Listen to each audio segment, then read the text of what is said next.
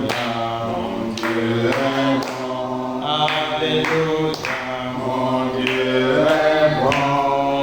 Il est bon pour moi. On va nous asseoir. Nous remercions le Seigneur notre Dieu pour cette opportunité qu'il vient de nous accorder. Amen. Il a permis que toi et moi, au courant de cette journée, que nous puissions combattre les bons combats. Amen. Et il a permis qu'à cette heure de la soirée, que nous puissions garder la foi. Amen. Pas la foi dans n'importe quel verset, la foi dans les versets qui incitent les croyants au rassemblement. Amen. On pouvait bien rester à la maison, mettre à profit ces quelques minutes pour se chercher de l'argent. On pouvait bien rester à la maison le faire. On pouvait bien rester à la maison, se reposer. Ça fait du bien au corps. On pouvait bien rester à la maison pour se distraire. Mais l'argent, le travail, la distraction ne nous donneront jamais l'accès au paradis. Non. Mais c'est l'application de la parole de Dieu qui nous permet d'avoir accès au royaume des cieux. Amen. Dieu a permis que toi et moi, ce soir, ce verset au moins, s'il n'y a pas d'autres versets que nous n'avons pas pu mettre en pratique, mais celui-ci, le verset 25 de Hébreux chapitre 10, à 7 heures de la soirée, toi et moi, personne ne peut contester que nous l'avons mis en pratique. Amen. Amen. N'abandonnons pas notre assemblée, comme c'est la coutume de quelques-uns, mais exhortons-nous réciproquement, et cela d'autant plus que vous voyez s'approcher le jour. Amen. Amen. Et quel jour on est en train de parler ici? On est en train de parler de la venue du Seigneur Jésus-Christ. Amen. Alors nous qui sommes les croyants, frères et sœurs, l'événement le plus important pour lequel nous venons à l'église, c'est nous préparer par rapport à la venue du Seigneur Jésus-Christ. Et comme le frère l'a lu dans le livre de Galates chapitre 5, nous revenons sur cela. Galates chapitre 5.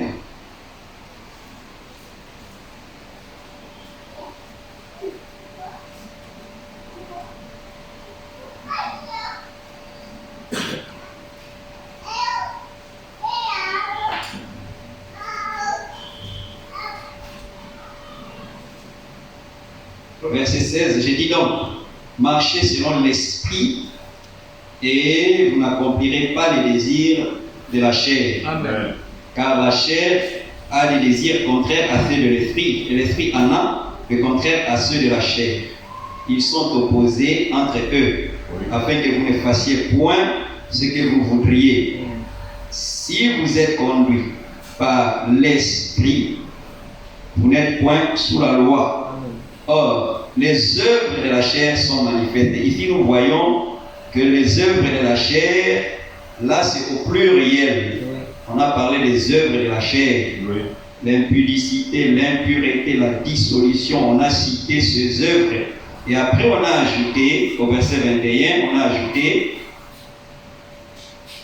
et les choses semblables. Ça veut dire quoi? Certains péchés qui n'ont pas été cités ici clairement, dans les choses semblables, nous pouvons les inclure. Oui. Mais en ce qui concerne l'esprit, on a parlé juste du fruit de l'esprit, c'est au sein du livre. Amen. Et ce fruit de l'esprit peut nous amener là où les gens ont besoin de voir l'amour. Nous pouvons manifester l'amour. Amen. Là où les gens sont dans la tristesse, ta présence à toi, frère, ta présence à toi, sœur, toi seul, par ta présence, là où il y a la tristesse, toi tu peux amener la joie. Amen. Et la Bible nous montre ici que La loi n'est pas contre ces choses. Ceux qui sont à Jésus-Christ ont crucifié la chair avec ses passions et ses désirs. Oui, c'est en Jésus-Christ que nous pouvons avoir toutes ces qualités, toutes ces vertus qui sont décrites ici. Amen. Et le Seigneur Jésus-Christ, c'est de lui que la Bible tout entière parle. Oui. De Genèse chapitre 1er jusqu'à Apocalypse chapitre 22, je crois verset 21, toute la Bible ne parle que du Seigneur Jésus-Christ. Amen. Alors, le temps dans lequel nous sommes en train de vivre peut être comparé ou est comparable au temps dans lequel Noé avait vécu. Là, nous sommes dans le livre de Genèse. Genèse au chapitre 6. Puisque, comme je l'ai dit, la Bible tout entière parle d'une seule personne. Et même si vous voyez un détail dans la Bible, un verset dans la Bible, des versets dans la Bible, si vous essayez d'approfondir l'étude sur ces différents versets, vous allez ressortir l'homme Jésus-Christ. Amen. Si ce n'est pas Jésus-Christ, c'est l'épouse du Seigneur Jésus-Christ. C'est pour cela, dans le livre des Colossiens au chapitre 2, ici dans cette version, on a traduit cela clairement. Colossiens chapitre 2.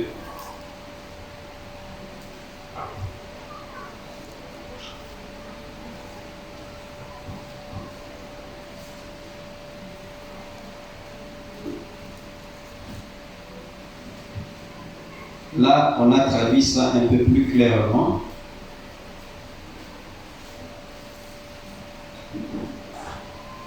À partir du verset 16, dans cette version, ce n'est pas tellement bien clair, mais dans l'autre version, c'est clair. Colossiens chapitre 2, à partir du verset 16. Que personne donc ne vous juge au sujet du manger ou du boire, ou à propos d'une fête, d'un nouveau mois ou du sabbat. Tout cela n'était que l'ombre des choses à venir, mais la réalité est en Christ. Amen. Amen. Tout ce que l'Ancien Testament a dit, il l'a dit au sujet du Seigneur Jésus-Christ. Amen. C'est pour cela, nous allons partir dans Genèse au chapitre 6. Là, on nous parle de l'arche. Dans la Bible, il y a, on peut dire, on parle de l'arche, il y a l'arche de Noé, il y a l'arche de l'Alliance, ou l'arche du témoignage, au temps de Moïse. On peut aussi utiliser le terme arche pour parler du petit coffre dans lequel Moïse avait été placé pour que sa vie soit préservée. Donc, c'est comme s'il y a, on parle de trois sortes d'arches dans la Bible. Mais celle dont on parle ici dans Genèse chapitre 5, il s'agit de l'arche de Noé. Alors, on peut peut-être intituler ce que nous sommes en train de vouloir dire par l'arche type de Christ. Amen. Amen.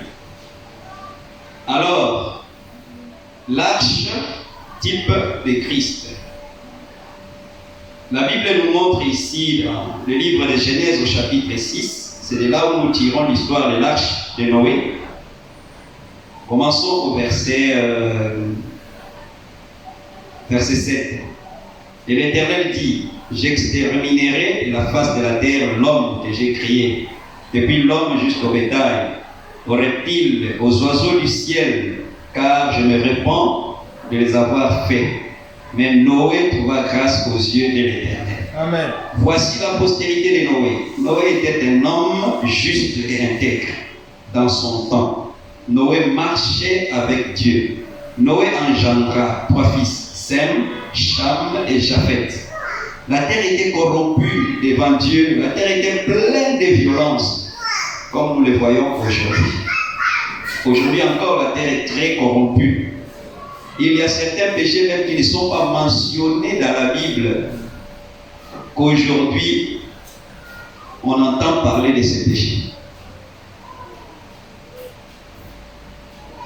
On peut prendre le terme pédophilie. Aujourd'hui, partout, on entend parler de pédophilie, les grands hommes qui sont derrière les petits enfants. Aujourd'hui, on en parle. Partout, on entend parler de cela. Mais la Bible n'en a pas parlé. Mais en notre temps aujourd'hui, nous entendons parler de tout cela. Le péché est tellement grand aujourd'hui. Et si Dieu pardonne aux gens de notre génération qui vivent dans le péché, Dieu sera obligé de ressusciter les gens de Sodome et Gomorrhe et leur demander pardon. Or, Dieu ne peut pas les ressusciter et leur demander pardon. C'est qu'aujourd'hui, le péché a atteint le comble. Et quand le péché a atteint le comble, c'est que quelque chose se prépare. Alors, ici, au verset 12, Dieu regarda la terre et voici, elle était corrompue, car toute chair avait corrompu sa voix sur la terre. Alors Dieu dit à Noé, la fin de toute chair est arrêtée par devers moi, car ils ont rempli la terre de violence. Voici, je vais les détruire avec la terre. Fais-toi une arche de bois de gopher. Tu disposeras cette arche en cellules et tu l'enduiras de bois en dedans et en dehors. Voici, tu la feras. Voici comment tu la feras. L'arche aura 300 coudées de longueur, 50 coudées de largeur et 30 coudées de hauteur. Tu feras à l'arche une fenêtre que tu réduiras à une coudée en haut. Tu établiras une porte sur le côté de l'arche et tu construiras un étage inférieur, un second et un troisième.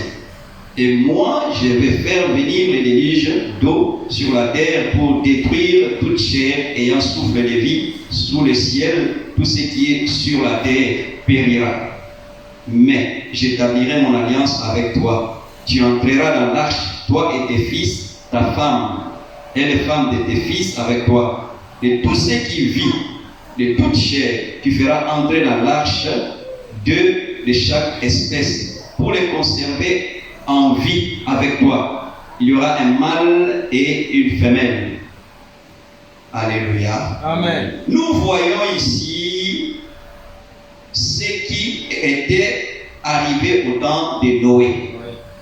La Bible montre ici que au temps de Noé, la terre tout entière était corrompue. Or, nous savons que la Bible nous dit que dans Luc chapitre 17, ce qui arriva au temps de Noé, ce qui arriva au temps de Lot, arrivera de même au jour où le Fils de l'homme sera manifesté. Amen. Alors quand nous voyons tout ce qui se passe aujourd'hui et nous essayons de le comparer à ce qui s'est passé au temps de Noé, nous réalisons qu'effectivement les choses sont semblables aux choses qui se sont passées au temps de Noé. Alors nous concluons que effectivement le Seigneur Jésus-Christ est à la porte. Amen. Ça, nous concluons sur base des Écritures. Et la Bible dit, dans Luc chapitre 17,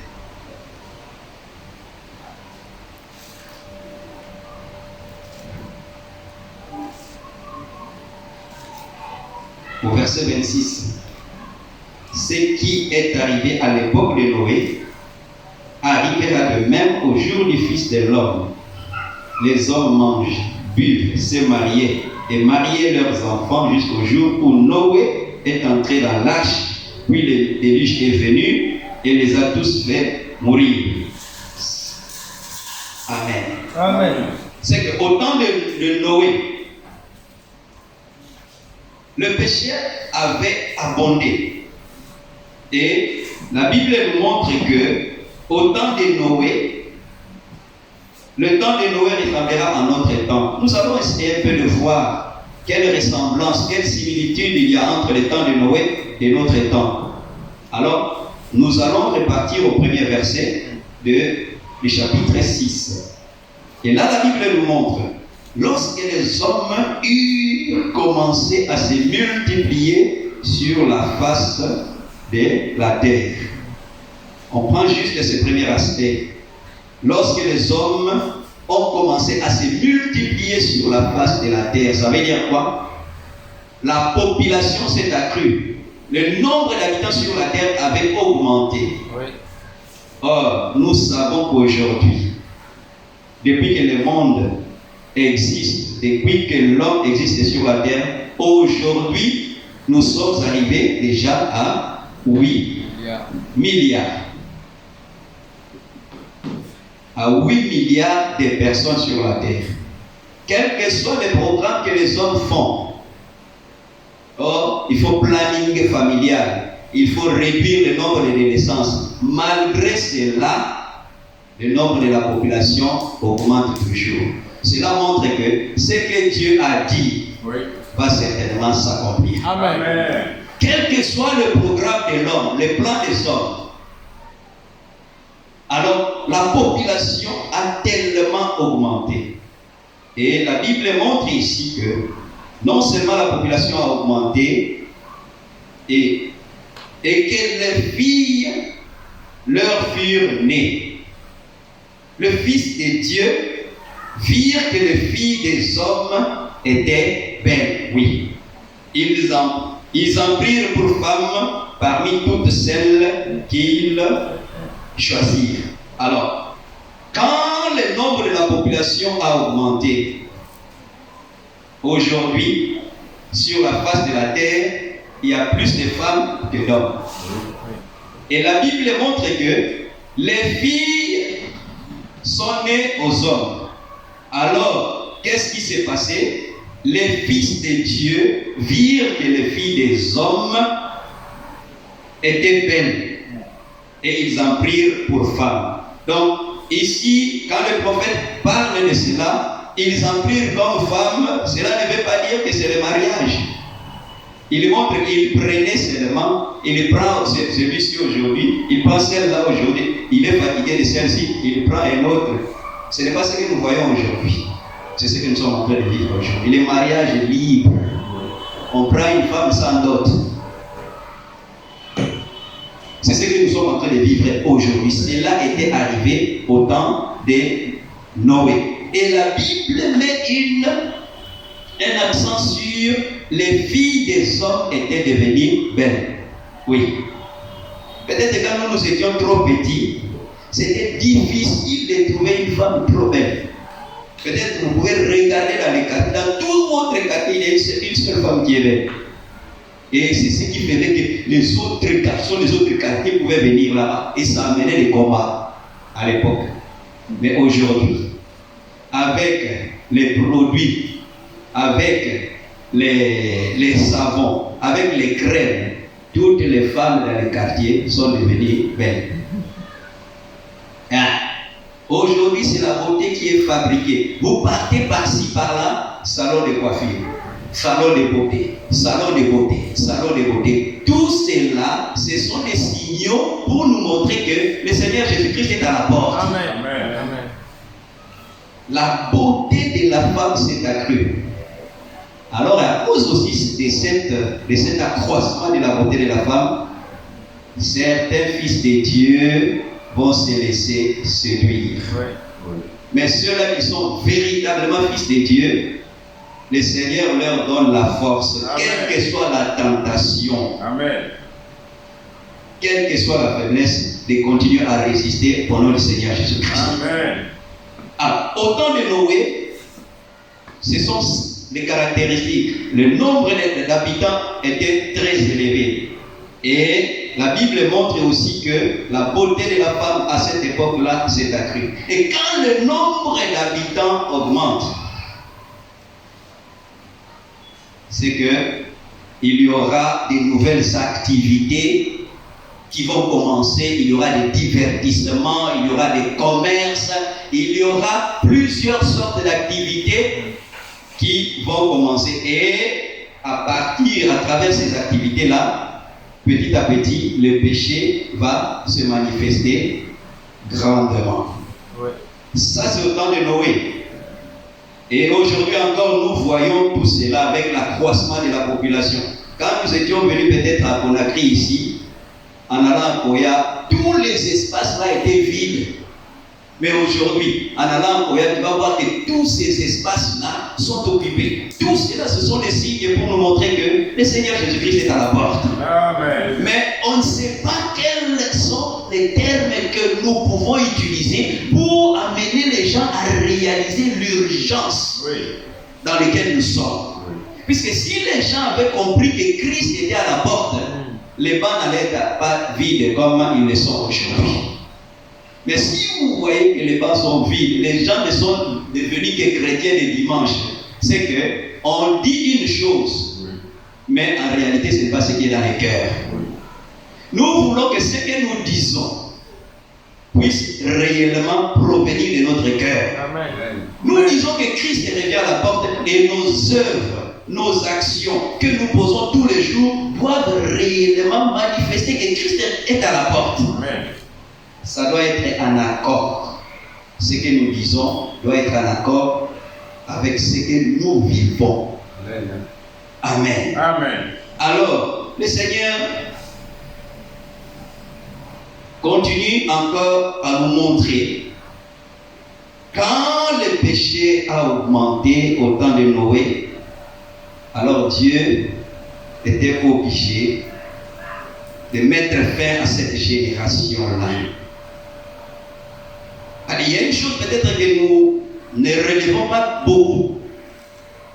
Quand on dit que notre temps est comparable au temps de Noé, c'est que au temps de Noé, il y avait un prophète.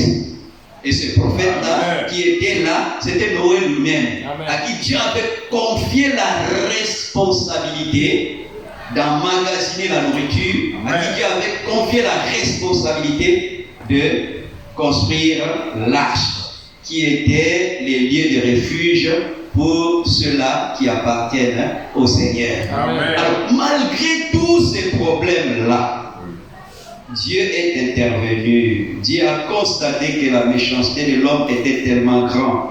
Alors il a décidé qu'il va exterminer l'humanité tout entière. Mais la Bible montre ici que Noé trouva grâce aux yeux de l'Éternel. Amen.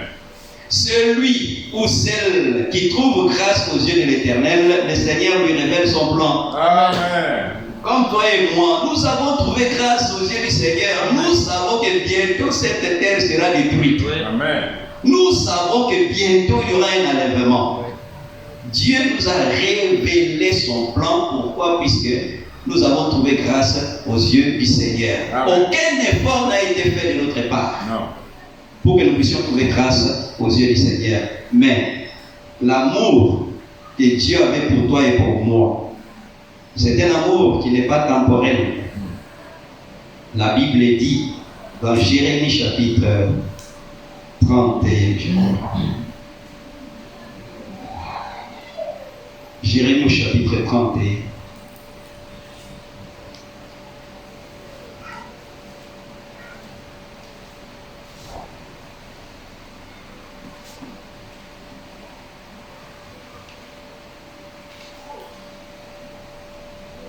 Jérémie au chapitre 31, à partir du verset 3. Commençons au verset 2. Il a trouvé grâce dans le désert, le peuple de ceux qui ont échappé au glaive. Israël marche vers son lieu de repos. De loin, l'Éternel se montre à moi.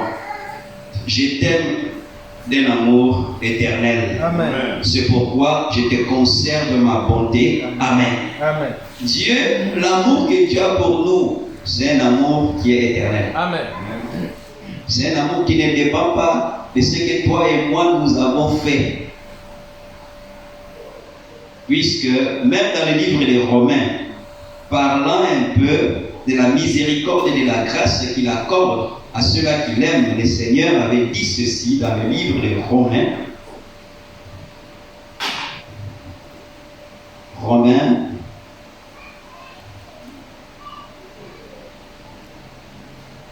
chapitre 9.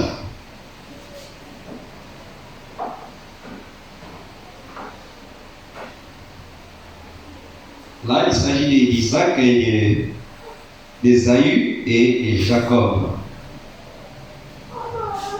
Nous sommes dans Romains chapitre 9, à partir du verset 10. Et de plus, il en fut ainsi de Rebecca qui conçut du seul Isaac notre père. Car quoique les enfants ne fussent pas encore nés, et qu'ils n'eussent fait ni bien ni mal, afin que le dessein de l'élection de Dieu subsistât, sans dépendre des œuvres, et par la seule volonté de celui qui appelle. Il fut dit à Rebecca, l'aîné sera assujetti au plus jeune, selon qu'il est écrit, j'ai aimé Jacob et j'ai haï Ésaü. Que dirons-nous donc? Y a-t-il en Dieu de l'injustice? Loin de là. Car il dit à Moïse, je fais miséricorde à qui je fais miséricorde, et j'aurai compassion de qui j'ai compassion. Ainsi donc, cela ne dépend ni de celui qui veut, ni de celui qui court, mais de Dieu qui fait miséricorde. Amen. À toi et à moi, il a fait miséricorde, et cette miséricorde nous a permis de connaître le plan de Dieu en ce temps de la fin. Alors, Dieu, comme Noé avait trouvé grâce aux yeux de l'Éternel, et Dieu voulait conserver la vie de Noé, alors Dieu a demandé à Noé de construire une arche. Alors, au verset 13, alors Dieu dit à Noé, la fin de toute chair est arrêtée par devers moi. Quand ils ont rempli la terre de violence, voici, je vais les détruire avec la terre. Fais-toi une arche de bois de gopher. Tu disposeras cette arche en cellules et tu l'enduiras de bois en dedans et en dehors. Amen. Amen.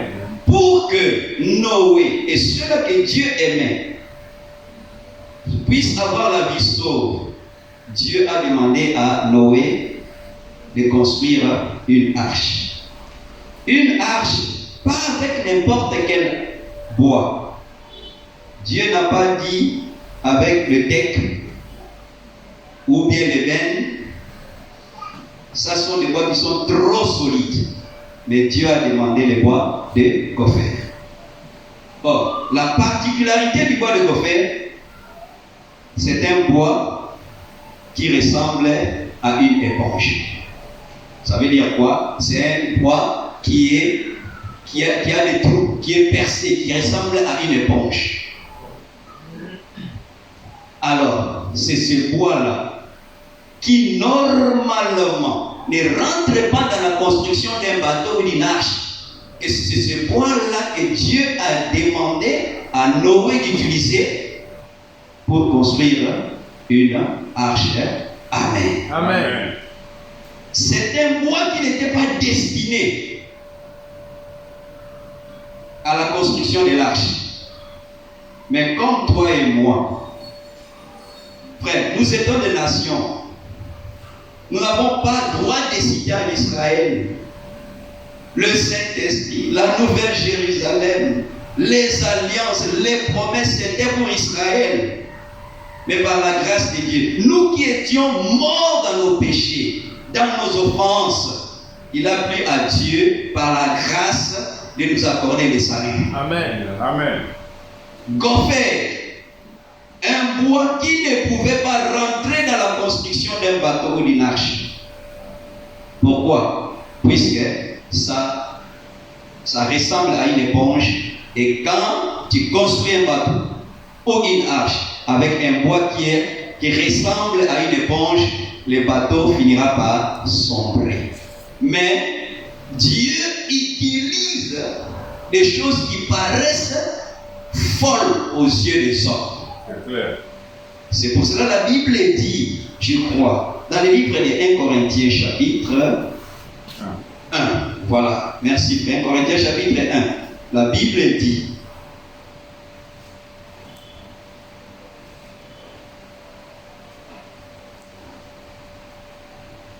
« 1 Corinthiens chapitre 1.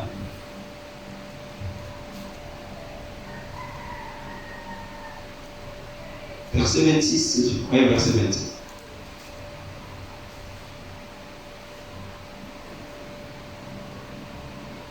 Ok. Commençons verset 26. Considérez, frères, que parmi vous qui avez été appelés, il n'y a ni beaucoup de sages selon la chair, ni beaucoup de puissants, ni beaucoup de nobles. Mais Dieu a choisi les choses folles du monde pour confondre les sages. Dieu a choisi les choses faibles du monde pour confondre les fortes. Amen. Amen. Dieu a choisi un bois qui n'était pas destiné à la construction des bateaux. Mais Dieu a choisi ces bois. Ce n'est pas Moïse, ce n'est pas Noé même qui a choisi ces bois. C'est Dieu qui a fait le choix. Il a dit, prends les bois de Gopher. Mais avant que ce bois-là ne rentre dans la construction du bateau, il fallait que quelque chose puisse être fait. Il a pris le Gopher. C'est un choix que le Seigneur a fait. Et toujours concernant le Gopher, comme je l'ai dit, oui, toi et moi, nous ne méritions pas. Si on pouvait choisir les hommes justes, les hommes qui prient beaucoup, qui gênent beaucoup, toi et moi, nous ne faisons pas partie. C'est vrai. Mais cela ne dépend ni de celui qui gêne beaucoup, ni de celui qui prie beaucoup, ni de celui qui lit beaucoup, mais cela dépend de Dieu qui fait miséricorde. Amen. À toi et à moi, il a fait miséricorde. Nous ne représentions rien, mais aujourd'hui, nous faisons partie de ceux-là qui constituent l'arche du Seigneur aujourd'hui. Amen. Amen. Amen. C'est une grâce, c'est une bénédiction pour toi et pour moi. Alors, quand il a pris le Gopher, certainement il est allé casser ça, couper ça dans la forêt. Mais pour qu'on puisse construire avec du bois,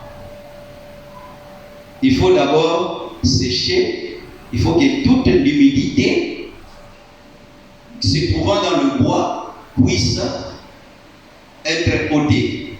Donc le bois devait d'abord être séché. Tout ce qui avait comme humidité dans ce bois-là devait être enlevé.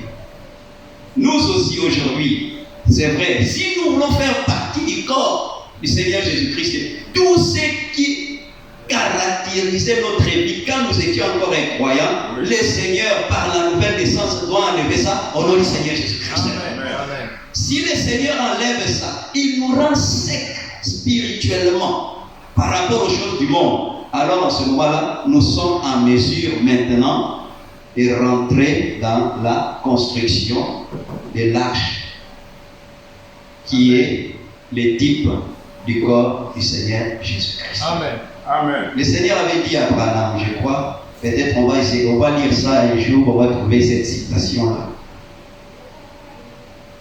Se comparant à Noé, il lui a dit, Branham a fait la déclaration que Dieu ne m'a pas envoyé pour construire des dénominations, mais il m'a envoyé pour construire des hommes et des femmes qui doivent être des temples dans lesquels le Seigneur Jésus-Christ vit. Amen.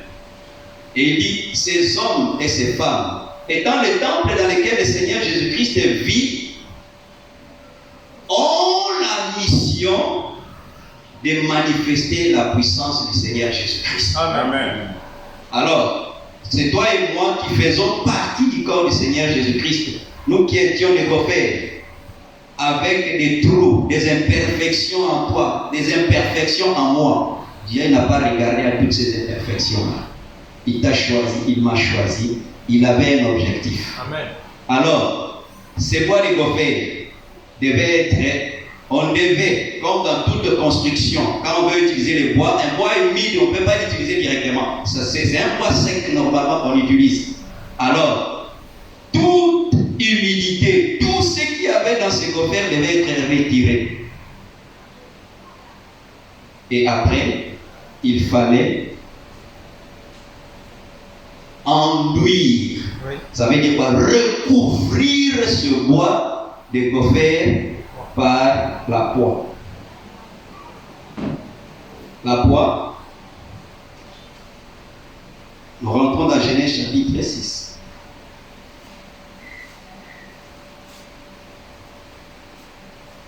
Dans Genèse chapitre 6, oui, nous sommes au verset 14.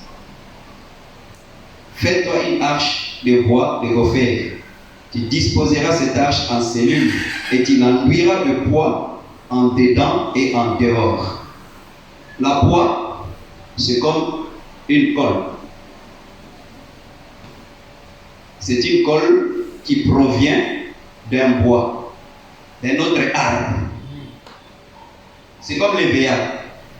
Quand on a les véas, on blesse les véas, il y a la sève qui coule. C'est à partir de cette sève-là qu'on peut fabriquer la résine, on peut fabriquer la colle, on fabrique la poix. Et cette poix-là devait être utilisée pour couvrir les gophers. Dieu a pris un arbre qui est différent du gopher. Vous savez, dans la Bible, quand on parle des hommes, un arbre a été pris, un arbre a été blessé, et la vie de cet arbre-là a coulé. Et c'est la vie de cet arbre-là. Ici, on a appelé poids. C'est la poids qu'on a appliquée sur le gopher pour que le gopher convienne maintenant à la construction de l'arche.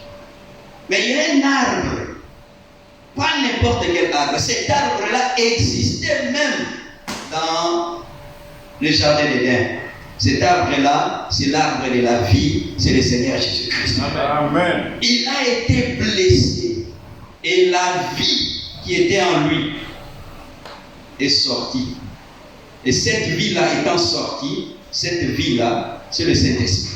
Amen. Amen. Et c'est cette vie-là que le Seigneur utilise sur les sujets faibles que nous sommes, les sujets vulnérables que nous sommes. Par le Saint-Esprit, le Seigneur nous enduit de son Saint-Esprit, nous couvre de son Saint-Esprit, à l'intérieur comme à l'extérieur, pour que nous puissions être qualifiés afin de rentrer dans la construction du corps du Seigneur Jésus-Christ. Amen. Alors, ça, le Seigneur a utilisé le Saint-Esprit, et quand on prend le gopher, on met ça, on met la poix, ça devient dur, ça devient solide. Et on les assemble, on assemble les bois, les planches, on les assemble. Et ça constitue l'arche. Alors, ça peut flotter sur l'eau. L'eau ne peut pas entrer. C'est déjà prêt pour la construction de l'arche. C'est déjà prêt maintenant pour qu'on s'en serve comme matériau de construction de l'arche. Nous aussi aujourd'hui, par le Saint-Esprit, c'est vrai, nous étions faibles. En nous, il y avait des défaillances, beaucoup de défaillances. Mais ce qui donne à l'homme la force spirituelle de vaincre le péché, c'est l'Esprit Saint. Amen.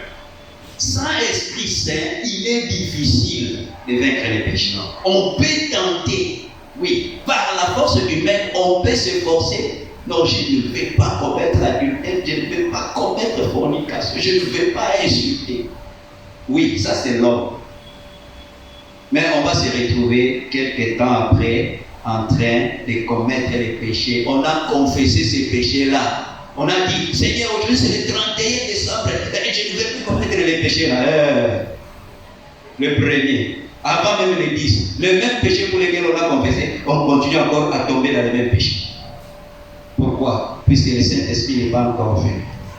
Le Saint-Esprit, c'est la puissance qui permet à l'homme de mettre fin à ce langage qu'on a l'habitude de dire « je ne peux pas, je ne peux pas, je ne peux pas ». Avec le Saint-Esprit, tout est possible. Amen. Amen. Il donne à l'homme une force surnaturelle qui lui permet de résister à toute tentation, de résister à tout ce qui est attaque de l'ennemi. Alors, Dieu, au temps de Noé, il a permis que l'arche, cette arche-là, couverte, construite à partir d'un bois qui n'était pas approprié, mais un bois qui est passé par l'utilisation de l'enduit, par la poix. Et cet arbre-là a constitué l'arche de Noé. Et cette arche, la Bible montre que cette arche avait 3 parties. Il y avait une première partie, une deuxième, et il y avait une troisième partie dont la fenêtre faisait face au ciel. Et l'arche en elle-même n'avait qu'une seule porte. Or, nous connaissons, pour rentrer dans le Seigneur Jésus-Christ, il y a une seule porte. Amen. Et la porte, c'est Jésus-Christ de lui-même. Amen. Et cette arche-là, quand l'eau est venue, dans cette arche-là, Dieu a dit à Noé, avant que le déluge ne tombe, Dieu a dit à Noé, il faut faire entrer tous les animaux. Chaque animal en couple. Un lion et une lionne. Mais les lions qui devaient rentrer dans l'arche, ce n'est pas les lions-là qui mangent la chèvre. Ce n'est pas les lions-là qui mangent le mouton. Puisque dans l'arche, il y avait le mouton. Dans l'arche, il y avait la chèvre. Le lion qui devait entrer dans l'arche, c'est un lion dont la nature a été transformée. Amen. Ce n'est pas un lion qui mange la vache, qui mange le mouton. C'est un lion dont la nature a été transformée. Amen. Toi et moi, qui voulons entrer dans le corps du Seigneur Jésus-Christ et par le Saint-Esprit, nous devons savoir que dans le Saint-Esprit, on était en train de le dire ici, je crois, le dimanche avec les autres frères, on doit apprendre à perdre ses droits. On a les droits, bien sûr. Ah, j'ai le droit, c'est vrai. Mais on a le droit de fumer. On a le droit de regarder le football. Mais tout nous est permis, mais tout n'est pas utile. Amen. Nous qui sommes les croyants, nous avons des interdits. Amen. On a les droits, on a les droits, on a les droits. Mais en tant que croyants, on accepte de perdre nos droits Amen. pour respecter la parole du Seigneur. Amen. Alors, tous ceux qui étaient entrés dans l'arche devaient perdre leurs droits. Le lion devait accepter de manger les herbes, de ne plus manger la chèvre. Il pouvait être dans l'arche, il regarde, la chèvre est là, il veut bondir sur la chèvre. Mais dans l'arche, il y avait une atmosphère spirituelle. Amen. Qui empêchait même au lion de bondir sur la chèvre. Si aujourd'hui nous voulons aller rentrer dans cette arche, dans le corps du Seigneur Jésus-Christ, moi, l'orgueil, moi, ça, avec ça, on ne peut pas rentrer. Si nous voulons entrer, c'est dans l'humilité, Amen. en nous débarrassant de notre égoïsme, de notre orgueil, que nous pouvons accéder à ce corps du Seigneur Jésus-Christ. Amen. Alors, quand cette construction-là fut achevée, ce n'est pas Noé qui a fermé la construction, qui a Amen. fermé l'arche. Amen. Amen. C'est Dieu lui-même qui est venu fermer l'arche. Oui. Puisque si c'était Noé, peut-être c'est son oncle, il pouvait dire Noé, c'est moi ton oncle, il faut ouvrir la porte pour moi. Dans cette affaire-là, il n'y a pas d'affaire d'oncle, il n'y a pas d'affaire de. Le salut, c'est une affaire personnelle. Amen. Alors, la Bible dit au verset.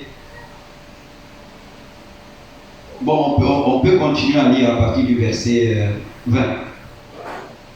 Les oiseaux selon leur espèce, du bétail selon son espèce, et de tous les reptiles de la terre selon leur espèce.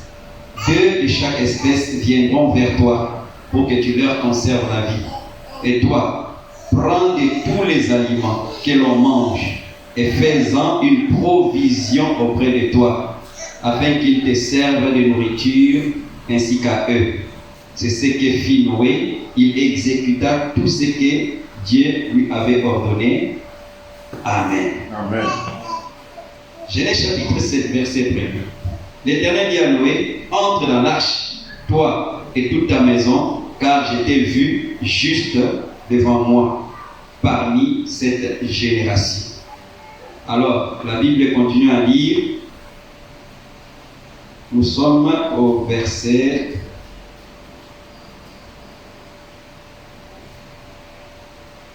16. Il en entra mâle et femelle de toute chair, comme Dieu l'avait ordonné à Noé. Puis l'Éternel ferma la porte sur lui. Amen. Amen.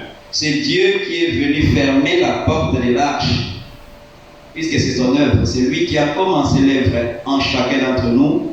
C'est lui aussi qui amènera l'œuvre à l'achèvement. Amen. Alors frère, aujourd'hui, il y a une arche qui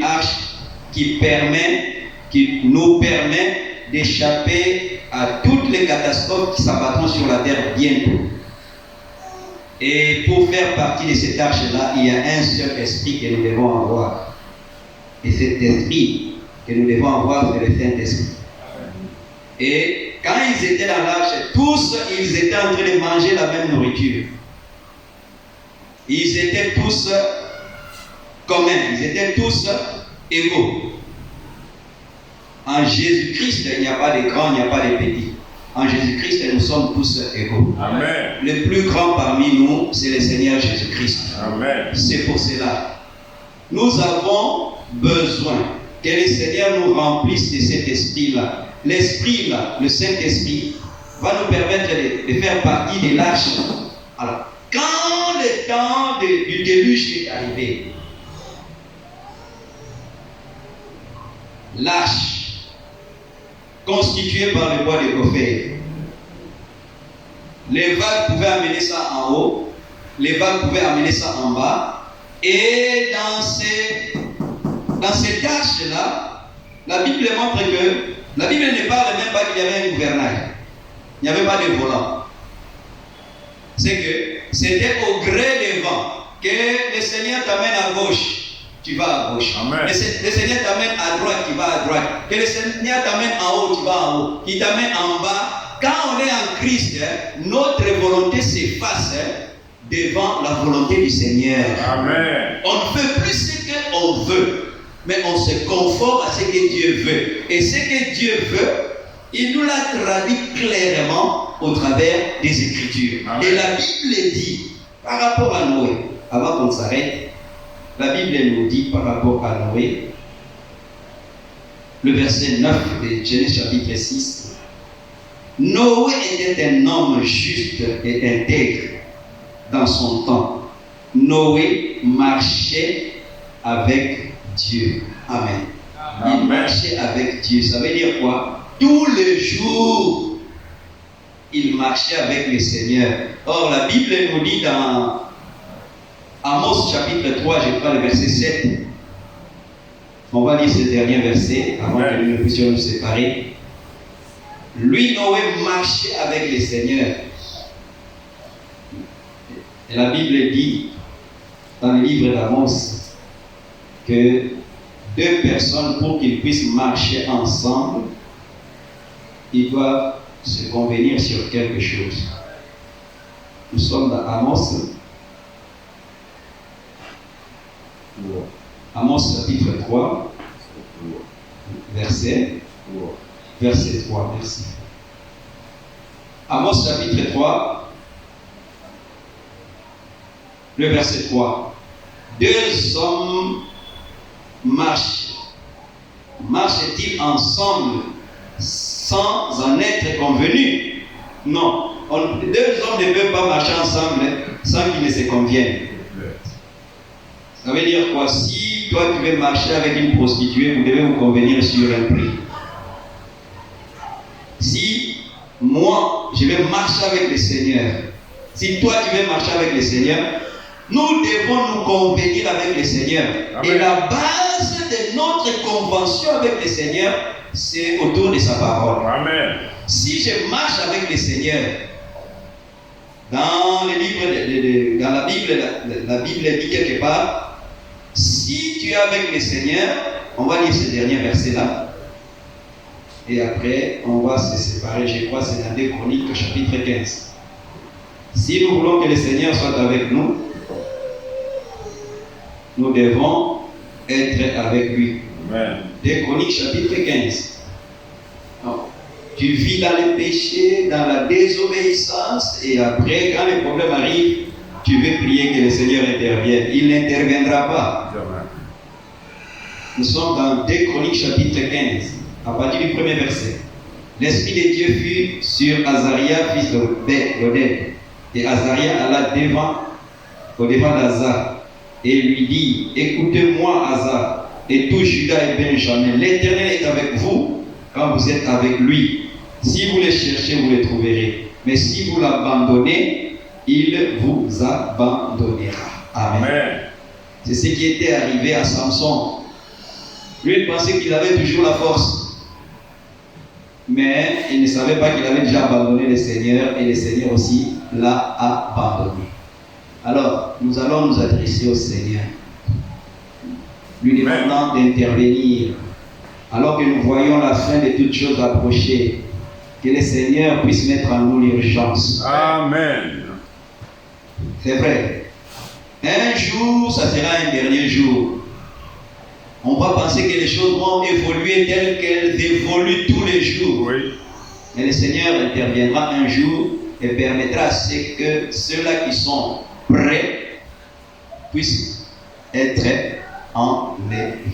Amen. Nous allons murmurer ces cantiques et après, ensemble, nous allons nous adresser au Seigneur. Amen. Mon âme bénit le Seigneur.